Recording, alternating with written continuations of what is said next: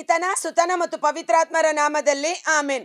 ಎಂದು ಆನಂದ ನನ್ನೇಸು ನೀಡುವ, ಎಂದು ಆನಂದ ನನ್ನೇಸು ನೀಡುವ, ಸ್ತುತಿಸುವೆ ಸ್ತುತಿಸುವೆ ಸ್ತುತಿಸುತ್ತಲೇ ಇರುವೆ. Hallelujah ಆನಂದವೇ, hallelujah ಆನಂದವೇ. ಪ್ರಭು ಕ್ರಿಸ್ತರಲ್ಲಿ ಆತ್ಮೀಯ ಸಹೋದರ ಸಹೋದರಿಯರೇ, ಈ ದಿನದ ಮುಂಜಾನೆಯ ಜೀವಸ್ವರ ಕೀರ್ತನೆ 92 ವಚನ 12. ಯೇಸುವಿನಲ್ಲಿ ನಾವು ನೀತಿವಂತರು, ನಾನು ಯೇಸುವಿನಲ್ಲಿ ನೀತಿವಂತಳು. ಕಾರಣ ನೀತಿವಂತನ ಕುರಿತಾದ ಆಶೀರ್ವಾದಗಳ ಕುರಿತು ನಾವು ಧ್ಯಾನಿಸುತ್ತಾ ಬರ್ತಾ ಇದ್ದೇವೆ. ಈಗ ನೋಡಿ, ಬೆಳೆಯುತ್ತಿರುವ ಒಂದು ಮಗು ದಷ್ಟಪುಷ್ಟವಾಗಿ ಆರೋಗ್ಯಕರವಾಗಿ ಬೆಳೆಯಬೇಕಾದರೆ ಅದಕ್ಕೆ ವೆರೈಟಿ ಆಫ್ ಫುಡ್ ಕೊಡ್ತಾರೆ.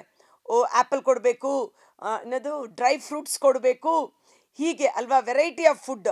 ಅದೇ ರೀತಿಯಲ್ಲಿ ನಾವು ಆಧ್ಯಾತ್ಮಿಕವಾದ ಬೆಳವಣಿಗೆಯನ್ನು ಹೊಂದಿಕೊಳ್ಳಬೇಕಾದರೆ ದೇವರ ವಾಕ್ಯ ವೆರೈಟಿಯಾಗಿ ಅದರ ಅರ್ಥವನ್ನು ನಾವು ಪಡೆದುಕೊಂಡಾಗ, ನಾನು ನೀತಿವಂತ, ನನ್ನ ಮೇಲೆ ಇಂಥ ಆಶೀರ್ವಾದ ನನಗಿದೆ ಎಂಬುದನ್ನು ನಾವು ಅರಿತುಕೊಂಡು ಅದನ್ನು ಅರಿಕೆ ಮಾಡಿ ವಿಶ್ವಾಸಿಸುವಾಗ ಆ ವಾಕ್ಯಗಳು ನಮ್ಮಲ್ಲಿ ಕಾರ್ಯ ಮಾಡಲು ಪ್ರಾರಂಭ ಮಾಡುತ್ತದೆ. Price the lord. ವಿಶ್ವಾಸದ ಮೂಲಕ ನಾವು ನೀತಿವಂತರು ಎಂದು ಎಣಿಕೆ ಮಾಡಲ್ಪಟ್ಟಿದ್ದೇವೆ. ಯೇಸುವಿನ ನೀತಿಯ ಕಾರ್ಯದಿಂದ, ಯೇಸು ದೇವರ ನೀತಿಯಾಗಿದ್ದರೆ ನಾವು ಯೇಸುವಿನಲ್ಲಿ, ಯೇಸುವಿನಿಂದ, ಯೇಸು ಕ್ರಿಸ್ತರ ಮುಖಾಂತರ ನೀತಿವಂತರಾಗಿ ಮಾಡಲ್ಪಟ್ಟಿದ್ದೇವೆ. Praise the lord. ಆದ ಕಾರಣ ಬನ್ನಿ ಈ ದಿನ ನೀತಿವಂತನಿಗಿರುವ ಮತ್ತೊಂದು ಆಶೀರ್ವಾದದ ಕುರಿತು ಧ್ಯಾನಿಸೋಣ, ಆಶೀರ್ವಾದವನ್ನು ನಾವು ಹೊಂದಿಕೊಳ್ಳೋಣ. ಬೆಳೆಯುವರು ಸಜ್ಜನರು ಖರ್ಜೂರದ ವೃಕ್ಷದಂತೆ. ನೀತಿವಂತರು ಬೆಳೆಯುವರು, ಅಭಿವೃದ್ಧಿಯಾಗುವರು ಖರ್ಜೂರದ ವೃಕ್ಷದಂತೆ, ವೃದ್ಧಿಯಾಗುವರು ಲೆಬನೋನಿನ ದೇವದಾರಿನಂತೆ. ಇವತ್ತು ನಾನು ನೀತಿವಂತ, ನಾನು ಖರ್ಜೂರದ ಮರದಂತಿರುವೆನು, ಅಮೇನ್ ಎಂದು ಟೈಪ್ ಮಾಡೋಣ. ಈ ಖರ್ಜೂರದ ಮರ ದೀರ್ಘ ಆಯುಷ್ಕಾಲವಿರುವ ಮರ. ಈ ಖರ್ಜೂರದ ಮರ ಮರುಭೂಮಿಯಲ್ಲಿ ಬೆಳೆಯುವಂಥ ಮರ. ಅಂದರೆ ಇಸ್ರಾಯೇಲ್, ಇರಾನ್, ಇರಾಕ್ ಅಲ್ವಾ, ಡೇಟ್ಸ್ ನಾವು ತಿಂತೀವಲ್ಲ, ಡೇಟ್ಸ್ ಅದು ಅಲ್ಲಿಂದನೇ ಬರೋದು, ಖರ್ಜೂರದ ಹಣ್ಣು. ಅದು ಶಕ್ತಿವರ್ಧಕ, ದೇಹಕ್ಕೆ ಶಕ್ತಿಯನ್ನು ತುಂಬಿಸುವಂಥ. ಈಗ ನೋಡಿ, ಈಗ ಲಯನ್ ಡೇಟ್ಸ್, ಓಕೆ, ಸ್ತೋತ್ರ ಕರ್ತನೆ. ಓಕೆ, ಡ್ರೈ ಫ್ರೂಟ್ಸ್ ತಿನ್ನುವಾಗ ಡೇಟ್ಸ್ ಇಟ್ಕೋತಾರಲ್ಲ, ಹೆಚ್ಚು ತಿಂತಾರೆ. ಓಕೆ, ಯಾಕೆ? ಶಕ್ತಿ, ಗ್ಲೋ, ಬಲ ಎಲ್ಲ ಸಿಗುತ್ತದೆ ಅನ್ನುವ ರೀತಿಯಲ್ಲಿ. ಆದರೆ ದೇವರ ವಾಕ್ಯ ನೀತಿವಂತ ಖರ್ಜೂರದ ಮರ ಕಂಪೇರ್ ಮಾಡಿ ಹೇಳುತ್ತೆ. If you are a righteous person, ನೀನು ನೀತಿವಂತನಾಗಿದ್ದರೆ ಖರ್ಜೂರದ ಮರದಂತೆ ಬೆಳೆಯುವೆ. ಆಮೆನ್. ಲೆಬನೋನಿನ ದೇವದಾರು ಮರದಂತೆ ನಿನ್ನ ಮಹಿಮೆ ಈ ಲೋಕದಲ್ಲಿ ಪ್ರಕಾಶಿಸುವುದು. ಅವರಿರುವರು ಪ್ರಭುವಿನ ಆಲಯದಲ್ಲಿ ನೆಟ್ಟ ಸಸಿಗಳಂತೆ. ನೀತಿವಂತನ ಜೀವನ ಹೇಗಿರುತ್ತೆ? ಅವನು ದೇವರ ಆಲಯದಲ್ಲಿ ನೆಡಲ್ಪಟ್ಟ ಸಸಿ. ಅಂದರೆ ನನ್ನ ವಾಕ್ಯ ನಿಮ್ಮೊಳಗೂ ನೀವು ನನ್ನೊಳಗೂ ವಾಸಿಸುವಿರಿ, ಆಗ ನೀವು ಏನು ಕೇಳಿದರೂ ನಿಮಗೆ ಸಿಗುವುದು. ನಮ್ಮ ನೀತಿವಂತನಾದ ನಮ್ಮ ರಕ್ಷಕರಾದ ಯೇಸು ಕ್ರಿಸ್ತರ ನೈಜ ದ್ರಾಕ್ಷ ಗಿಡ, ಅದರ ಕವಲು ಬಳ್ಳಿಗಳಾದ ನಾವು ಆತನಲ್ಲಿ ಅಂಟಿಕೊಂಡಿದ್ದಾಗ ಸಮೃದ್ಧಿಯಾಗಿ ಫಲ ಕೊಡುವ ರೀತಿಯಲ್ಲಿ ನೀತಿವಂತರಾದ ನಾವು ಯೇಸುವಿನಲ್ಲಿ ಬೇರೂರಿರುವ ಮರಗಳಾಗಿದ್ದೇವಂತೆ. ದೇವಾಂಗಳದಿ ಬೆಳೆದ ಹುಲುಸಾದ ಮರಗಳಂತೆ ಫಲಿಸುವರು ಮುಪ್ಪಿನಲ್ಲೂ. ಮುಪ್ಪಾದರೂ, ಶರೀರಕ್ಕೆ ಮುಪ್ಪಾದರೂ ಅದು ಫಲ ಕೊಡುವ ಮರವಾಗಿರುವುದು. ಇವತ್ತು ವಯಸ್ಸಾಗಿದೆ ಅಂತ ಅದು ನೆಗ್ಲೆಕ್ಟ್ ಮಾಡುವ ವ್ಯಕ್ತಿಯಾಗಿ ಮಾರ್ಪಾಡಾಗುವುದಿಲ್ಲ. ಮೋಶೆ 80 ವರ್ಷ ಪ್ರಾಯದ ಮುದುಕ ಅನ್ಬೋದಲ್ವಾ. ಆದರೆ ದೇವರು ಮುಪ್ಪಿನಲ್ಲೂ ಆತನು ಫಲ ಕೊಡುವ ಖರ್ಜೂರದಂತೆ ದೇವರ ರಾಜ್ಯಕ್ಕಾಗಿ ಉಪಯೋಗ ಮಾಡಿದರು. 84 ವರ್ಷ ವಿಧವೆಯಾದ ಹನ್ನಳು ಮುಪ್ಪಿನಲ್ಲೂ ರಕ್ಷಕನನ್ನು ಕೈಗೆತ್ತಿಕೊಂಡು ಅಲ್ಲಿರುವವರಿಗೆಲ್ಲ ಸುವಾರ್ತೆಯನ್ನು ಸಾರಿದರು. ಸಾರಳು, ಪ್ರಾಯ ಮೀರಿದ ಸಾರಳು ನೀತಿವಂತರಾದ ಕಾರಣ ಮುಪ್ಪಿನಲ್ಲೂ ಗರ್ಭವತಿಯಾಗಿ ಫಲ ಕೊಡುವ ಶಕ್ತಿಯನ್ನು ಪಡೆದುಕೊಂಡು ಅನೇಕ ಜನಾಂಗಗಳಿಗೆ ಮೂಲಪಿತ ತಾಯಿಯಾಗಿ ಮಾರ್ಪಟ್ಟಳು ಅಲ್ವಾ. ಮುಪ್ಪಿನಲ್ಲೂ ಫಲಿಸುವರು, ಶೋಭಿಸುವರು ಪಚ್ಚೆ ಪಸಿರಿನಂತೆ. ಈ ವಾಕ್ಯ ಓದುವಾಗ ಕೀರ್ತನೆ 52:8 ನಾನಾದರೂ ದೇಗುಲದಲ್ಲಿ ಬೆಳೆದ ಎಣ್ಣೆ ಮರದಂತಿರುವೆನು. ನೀತಿವಂತರು ದೇವರ ಆಲಯದಲ್ಲಿ ಬೆಳೆದ ಆಲಿವ್ ಎಣ್ಣೆ, ಬರೀ ಎಣ್ಣೆ ಅಲ್ಲ, ಎಣ್ಣೆ ಮರ ಅಲ್ಲ, ಆಲಿವ್ ಎಣ್ಣೆ ಸಸಿಯಂತಿರುವೆನು, ಮರದಂತಿರುವೆನು ಎಂಬುದಾಗಿ. ಈ ಆಲಿವ್ ಎಣ್ಣೆ ಎಲ್ಲ ಎಣ್ಣೆಗಳಲ್ಲಿ ಶ್ರೇಷ್ಠವಾದುದು. ಎಣ್ಣೆ ಕಾಸ್ಟ್ಲಿ. ಆ ಎಣ್ಣೆ ಏನನ್ನ ಸೂಚಿಸುತ್ತದೆ? ಪವಿತ್ರಾತ್ಮರ ಅಭಿಷೇಕವನ್ನು ಸೂಚಿಸುತ್ತದೆ. ಆಮೆನ್. ದೇವರ ಆಲಯದಲ್ಲಿ ನೆಡಲ್ಪಟ್ಟ ಆಲಿವ್ ಮರ ನಾನಾಗಿದ್ದೇನೆ, ಎಣ್ಣೆ ಮರ ನಾನಾಗಿದ್ದೇನೆ. ಆ ಪವಿತ್ರಾತ್ಮರ ಎಣ್ಣೆಯ ಅಭಿಷೇಕದಿಂದ ತುಂಬಿಸಲ್ಪಟ್ಟಿರುವ ನಾವು, ನಮ್ಮಲ್ಲಿ ಆ ಎಣ್ಣೆಯ ಕಾರ್ಯಗಳು ನಮ್ಮಲ್ಲಿ ಕಾರ್ಯ ಮಾಡುತ್ತದೆ. ಎಣ್ಣೆ ದೇಹಕ್ಕೆ ತಂಪು. ಇವತ್ತು Iran, Iraq, Israel the richest countries. ಯಾಕೆ? ಅವರು ತಯಾರಿಸುವ ಪೆಟ್ರೋಲ್ ಎಂಬ ಎಣ್ಣೆಯಿಂದ. ಅವರಲ್ಲಿ ಪೆಟ್ರೋಲ್ ಎಂಬ ಎಣ್ಣೆ ಇರುವ ಕಾರಣ ಅವು ಶ್ರೀಮಂತ ನಾಡುಗಳಾಗಿ ಮಾರ್ಪಾಡಾಗಿದೆ. ಇವತ್ತು ನಮ್ಮಲ್ಲಿ ಆಲಿವ್ ಸಸಿಯ ಎಣ್ಣೆಯ ಅಭಿಷೇಕ, ಪವಿತ್ರಾತ್ಮರ ಅಭಿಷೇಕ ನಮಗಿರುವಾಗ ಮುಪ್ಪಿನಲ್ಲೂ ನಾವು ಫಲ ಕೊಡುವೆವು. ಈ ವಾಕ್ಯ ಓದುವಾಗ ಮತ್ತೊಂದು ವಚನ, ಧರ್ಮೋಪದೇಶ ಕಾಂಡ 33:24-25. ಆಶೇರ್ ಕುಲದ ಕುರಿತು ಮೋಶೆ ನುಡಿದದ್ದು, ಕುಲಗಳಲ್ಲಿ ಉತ್ತಮ ಕುಲವಾದ ಆಶೇರನು ಭಾಗ್ಯ ಹೊಂದಲಿ, ಎಲ್ಲದರಲ್ಲಿ ಸೋದರರಲ್ಲಿ ಶ್ರೇಷ್ಠತೆಯನ್ನು ಪಡೆಯಲಿ, ಎಣ್ಣೆಯಲ್ಲಿ ಪಾದ ಸ್ನಾನ ಮಾಡುವಂತಾಗಲಿ. ನೀತಿವಂತರು ಹೇಗಿರುತ್ತಾರೆ? ತಲೆ ಮೇಲೆ ಸುರಿಸಲ್ಪಟ್ಟ ಎಣ್ಣೆ ಅವರ ಇಡೀ ಶರೀರವನ್ನು ತೋಯಿಸಿ ಅವರ ಪಾದಗಳಿಂದ ಹರಿದು ಹೋಗುತ್ತದೆ. ಅವರ ಪಾದಗಳು ಯಾವಾಗಲೂ ಎಣ್ಣೆಯಲ್ಲಿ ಸ್ನಾನ ಮಾಡುವಂತಾಗಲಿ. ಇವತ್ತು ಕಾಲು ತೊಳೆಯೋದಕ್ಕೆ ನೀರೇ ಸಿಗದಿರುವ ಸ್ಥಿತಿಯಲ್ಲಿ ಎಣ್ಣೆಯಿಂದ ಕಾಲು ತೊಳೆಯುವ ಸ್ಥಿತಿ ಅಂದ್ರೇನು? ನೀತಿವಂತರು ಪವಿತ್ರಾತ್ಮರ ತೈಲ, ಪವಿತ್ರಾತ್ಮರ ಎಣ್ಣೆಯಿಂದ ಅಭಿಷೇಕಿಸಲ್ಪಟ್ಟಿರುತ್ತಾರೆ. ಮುಪ್ಪಿನಲ್ಲೂ ಫಲ ಕೊಡುತ್ತಾರೆ. ಖರ್ಜೂರದ ಮರದಂತೆ ದೀರ್ಘ ಆಯುಷ್ಕಾಲವನ್ನು ಹೊಂದಿರುತ್ತಾರೆ.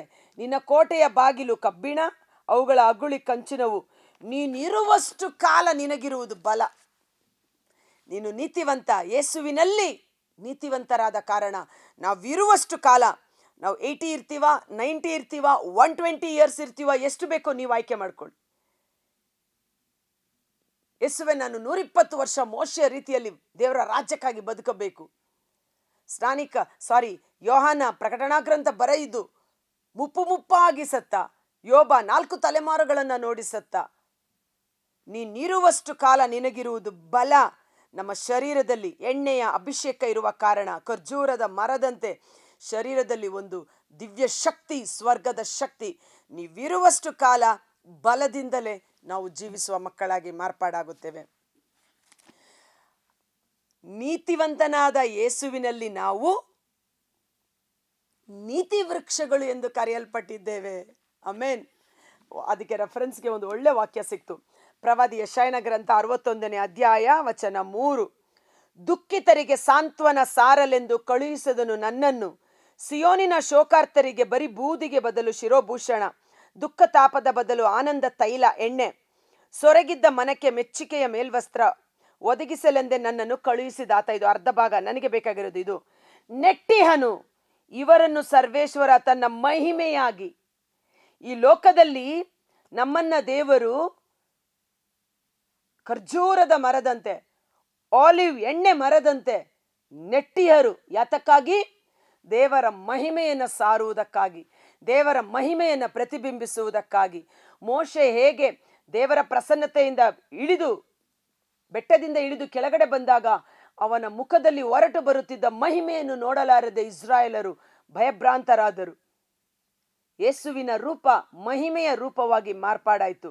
ಇವತ್ತು ನಮ್ಮ ನಡೆ, ನುಡಿ, ಜೀವನದ ಮೂಲಕ ದೇವರ ನಾಮಕ್ಕೆ ಮಹಿಮೆಯಾಗಬೇಕೆಂದೇ ದೇವರು ನಮ್ಮನ್ನು ಮಹಿಮೆಯ ಗುರುತುಗಳಾಗಿ ನೆಟ್ಟಿದ್ದಾರೆ. ಹೆಸರು ಪಡೆಯುವರಿವರು ನೀತಿ ವೃಕ್ಷಗಳೆಂಬುದಾಗಿ. Praise the lord. ಆಮೆನ್. ನಮಗಿರುವ ಮತ್ತೊಂದು ಹೆಸರು ಏನು? ನಾವು ನೀತಿಯ ವೃಕ್ಷಗಳು, ನೀತಿಯ ಮರಗಳು. ಈ ನೀತಿಯ ವೃಕ್ಷದಲ್ಲಿ ನೀತಿಯ ಫಲಗಳು ಉಂಟಾಗಬೇಕು. ಯೋಹಾನ 15:16 ನೀವು ಲೋಕಕ್ಕೆ ಹೋಗಬೇಕು, ಫಲಭರಿತರಾಗಬೇಕು. ಅದಕ್ಕಾಗಿಯೇ ನಾನು ನಿಮ್ಮನ್ನು ಆಯ್ಕೆ ಮಾಡಿಕೊಂಡಿರೋದು. ಯಾವುದು ಆ ನೀತಿಯ ಫಲಗಳು? ಪವಿತ್ರಾತ್ಮರ ಸತ್ಫಲಗಳು ನಮ್ಮಲ್ಲಿ ಕಾರ್ಯ ಮಾಡಬೇಕು. ಭಯಪಡಬೇಡಿ. ಆಮೇನ್ ಎಂದು ಟೈಪ್ ಮಾಡೋಣ. ಯೇಸುವಿನಲ್ಲಿ ನಾನು ನೀತಿವಂತ, ನಾನು ಖರ್ಜೂರದ ಮರದಂತೆ ದೀರ್ಘಾಯುಷ್ಯಾಗಿರುವೆನು. ನಾನಿರುವಷ್ಟು ಕಾಲ ನನ್ನ ಶರೀರದಲ್ಲಿ, ನನ್ನ ಜೀವನದಲ್ಲಿ, ನನ್ನ ಕುಟುಂಬದಲ್ಲಿ ಸ್ವರ್ಗದ ಬಲವಿರುವುದು. ನಾನು ದೇವರ ಆಲಯದಲ್ಲಿ ನೆಡಲ್ಪಟ್ಟ ಆಲಿವ್ ಎಣ್ಣೆ ಮರ, ನನ್ನ ಪಾದಗಳು ಎಣ್ಣೆಯಿಂದ ತೋಯಿಸಲ್ಪಡುವಂಥದ್ದು. ದೇವರ ಆನಂದ ತೈಲದ ಅಭಿಷೇಕ ನೀತಿವಂತರಾದ ನನ್ನ ಮೇಲೂ, ನನ್ನ ಕುಟುಂಬದ ಮೇಲೂ, ಸಂತತಿ ಸಂತಾನದ ಮೇಲೂ ಹರಿದು ಬರುವುದು. ಕರ್ತರಾದ ಯೇಸುವೇ, ಮುಂಜಾನೆ ಜೀವಸ್ವರವನ್ನು ಆಲಿಸುತ್ತಿರುವ ಪ್ರತಿಯೊಬ್ಬ ಸಹೋದರ ಸಹೋದರಿಯವರ ಕುಟುಂಬಗಳನ್ನು ನಿಮ್ಮ ಕರಗಳಿಗೆ ಸಮರ್ಪಿಸುತ್ತೇನೆ. ಈ ಯೆಶಾಯ 61:3 ವಾಕ್ಯ, ಸರ್ವೇಶ್ವರನು ಅವರನ್ನು ನೆಟ್ಟಿರುವನು ಈ ಲೋಕದಲ್ಲಿ ದೇವರ ನಾಮಕ್ಕೆ ಮಹಿಮೆಯ ಗುರುತುಗಳಾಗಿ, ಅವರಿಗೆ ನೀತಿ ವೃಕ್ಷಗಳು ಎಂದು ಹೆಸರು. ಇವತ್ತು ನಮ್ಮ ಹೆಸರು ನೀತಿಯ ಮರ, ನೀತಿಯ ವೃಕ್ಷಗಳಾಗಿದ್ದೇವೆ, ನೀತಿಯ ಕುಟುಂಬಗಳಾಗಿದ್ದೇವೆ. ಯೇಸುವಿನ ನೀತಿ ನಮ್ಮ ನೀತಿಯಾಗಿದೆ.